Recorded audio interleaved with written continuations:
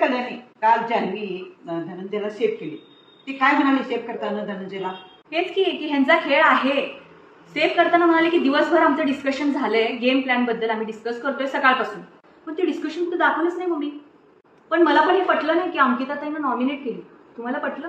मला तर अजिबात पटलं नाही अंकितांना. खरं ती वैभवमुळं धनंजयला आपल्या हे केली, नॉमिनेट केली.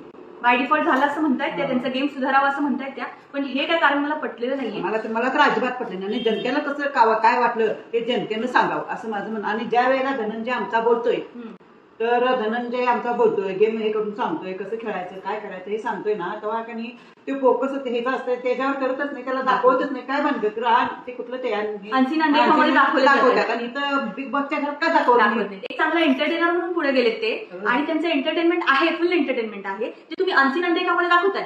पण या 1 तासाच्या एपिसोडमध्ये ते हसवलेले पॉईंट्स का दाखवत नाहीये असा पण विषय आहे. बोलायला पण दाखवतच नाही. ते बोलत असतोय दिवसभर काहीतरी बोलतच असतोय, हसवत असतोय, हे करत असते. तर ते बिग बॉसने दाखवायला पाहिजे असं आमचं म्हणणं आहे.